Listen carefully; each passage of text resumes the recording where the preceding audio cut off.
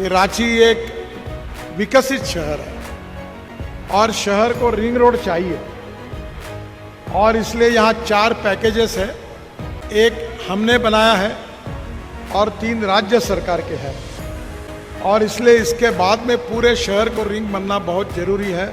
मैंने इंक्वायरी की, इसका खर्चा कम से कम 6,000 करोड़ रुपए है। अभी उन्होंने इसकी मांग की है। मैं घोषणा करता हूं कि इसका डीपीआर बनाने के आदेश मैंने तुरंत दिए हैं और ये भी सपना निश्चित रूप से पूरा होगा। जी हाँ गाइस, रांची को एक और नया रिंग रोड मिलने वाला है। रांची जो कि झारखंड का कैपिटल है, रांची अपने आप में काफ़ी ज़्यादा फेमस है क्योंकि रांची का जो इन्वायरमेंटल कंडीशन है वो काफ़ी मस्त और काफ़ी अलग है। रांची का जो इन्वायरमेंटल नेचर है वो मुंबई से मैच खाता है। गर्मी में ना यहाँ पर ज्यादा गर्म होता है और ठंड में ना ज्यादा ठंड होती है। आज के टाइम में रांची काफी तेज गति से आगे बढ़ रहा है। आज के इस वीडियो में हम लोग रांची के टॉप 10 अपकमिंग न्यू परियोजना के बारे में बात करने वाले हैं कि रांची में कौन कौन से नया परियोजना पर काम चल रहा है और कौन कौन से नए प्रोजेक्ट रांची को मिलेंगे। जैसे कि इस नए रिंग रोड की घोषणा हो चुकी है, इसका डीपीआर तैयार हो चुका है। 2026 में इस वाले रिंग रोड का भी काम स्टार्ट हो जाएगा। तो आइए बात करते हैं रांची के टॉप 10 परियोजना के बारे में। नमस्ते and welcome to all India Jharkhand, मैं हूं विकास।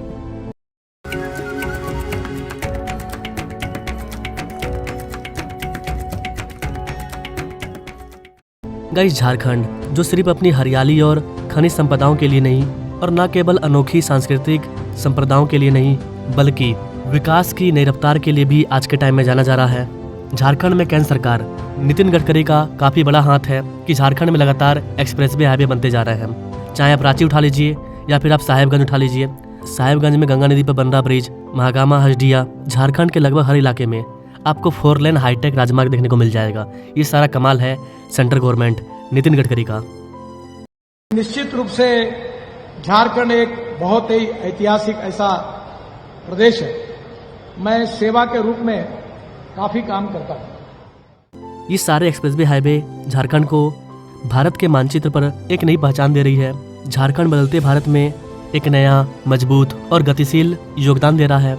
ना आज के वीडियो में रांची पर फोकस करते हैं। रांची में एक नया रिंग रोड बनेगा। इसके अलावा रिंग रोड के पास दुबालिया में एक नया अंतर्राज्यीय बस टर्मिनल इसको बनाया जा रहा है और इसके साथ साथ यहाँ पर झारखंड का सबसे बड़ा शॉपिंग मॉल बनाया जाएगा। जी हाँ गाइस, रांची में झारखंड का सबसे बड़ा शॉपिंग मॉल बनाया जाएगा।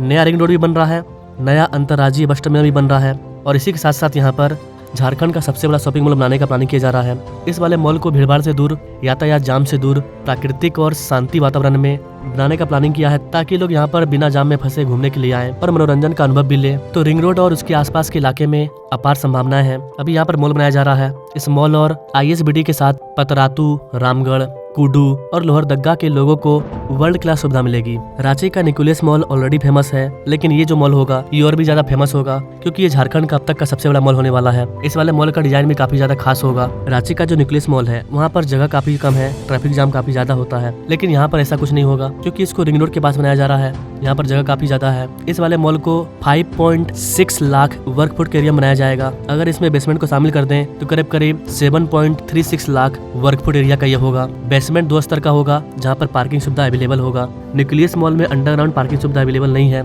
यहाँ पर एक बड़ा सा पार्किंग सुविधा अवेलेबल होगा। ग्राउंड फ्लोर पर 28 दुकानें और 7 एट्रियम, ग्लास पैनल डिजाइन, कई सारी चीजें होंगी। प्रथम तल पर 29 अलग दुकान और 7 एट्रियम। इसके बाद चौथे तल पर 27 दुकानें, 7 एट्रियम। पांचवें तल्ला पर 18 दुकानें, 7 एट्रियम, एक रेस्टोरेंट। छठे तल्ला पर 11 दुकानें, 7 एट्रियम, 4 मल्टीप्लेक्स, 2 रेस्टोरेंट। मतलब करीब करीब 7 मंजिला ये होने वाला है। इस मॉल में food court, exhibition area, invent zone, आधुनिक सुरक्षा सिस्टम, हरियाली पर आधारित कई सारे ओपन स्पेस भी होंगे। तो ये रांची का काफी बड़ा प्रोजेक्ट है। नंबर 2 पर है यहीं पर बनने वाला ISBT। यहाँ पर एक नया अंतर्राज्यीय बस टर्मिनल को बनाया जा रहा है।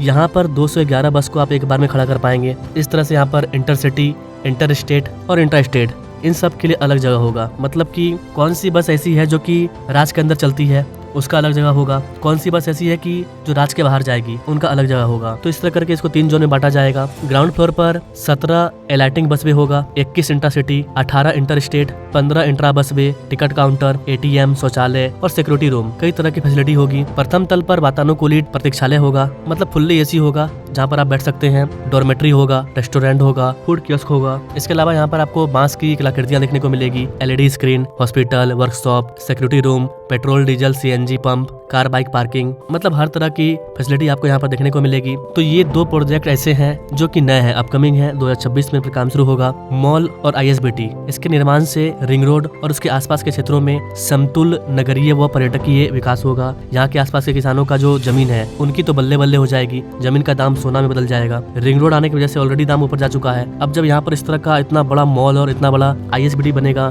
तो ये और भी आगे लेकर के जाएगा। तो बेसिकली मैंने यहाँ पर आपको 3 इंपॉर्टेंट परियोजना के बारे में बताया। अब बात करते हैं नंबर 4 पर। नंबर 4 पर भारतीय राष्ट्रीय राजमार्ग प्राधिकरण, इनके द्वारा Tata Ranchi national highway 33 corridor के साथ रामपुर में 4 लेन का इंटरचेंज बनाया जाएगा, करीब 200 करोड़ रुपए की लागत से। इसके अंतर्गत 2 ग्रेड सेपरेटर इंटरचेंज होगा, 1 किलोमीटर लंबा सुरंग होगा और एक 4 लेन का फ्लाईओवर होगा, जिसका ओवरऑल कॉस्ट 200 करोड़ रुपया होने वाला है। 2026 में इस पर भी काम शुरू होगा। इस वाले परियोजना का मेन उद्देश्य यातायात की भीड़भाड़ को कम करना और क्षेत्रीय और अंतर्राज्यीय कनेक्टिविटी को बढ़ावा देना है। इसके लिए निविदा को जारी कर दिया गया है, DPR वगैरह तैयार किया जा रहा है। एक बार पूरा हो जाने पर यह प्रोजेक्ट झारखंड, बिहार, ओडिशा और छत्तीसगढ़ के खनन क्षेत्रों को पश्चिम बंगाल और ओडिशा के बंदरगाहों से जोड़ने वाले बीजी गलियारे में वाहनों की आवाजाही को सुगम बना देगा। तो यहाँ पर 2.1 किलोमीटर लंबा 2 इंटरचेंज बनेगा। पहला आपका रांची हजारीबाग जंक्शन और दूसरा 1.17 किलोमीटर लंबा रांची जमशेदपुर जंक्शन। ये दोनों उच्च चौराहे वाला जंक्शन बन जाएगा, जहाँ पर एक बार में कई सारे राष्ट्रीय राजमार्ग आकर के मिलेंगे। इंटरचेंज 1 पर 4 प्रमुख सड़कें मिलती है, वहीं इंटरचेंज 2 पर 4 अन्य सड़कें मिलेगी। तो ये जो प्रोजेक्ट है ये भी रांची के लिए काफी ज्यादा इंपॉर्टेंट है, इससे ट्रैफिक जाम कम होगा। इसके अलावा गाइस 1.24 किलोमीटर लंबा एक सुरंग बनाया जाएगा। ये सुरंग टाटा को हजारीबाग से जोड़ेगा, जिससे कि पहाड़ी इलाकों से होकर के एक निर्बाध मार्ग अवेलेबल हो पाएगा। इसके अलावा गाइस विकास चौक पर 4 लेन का फ्लाईओवर बनाया जाएगा।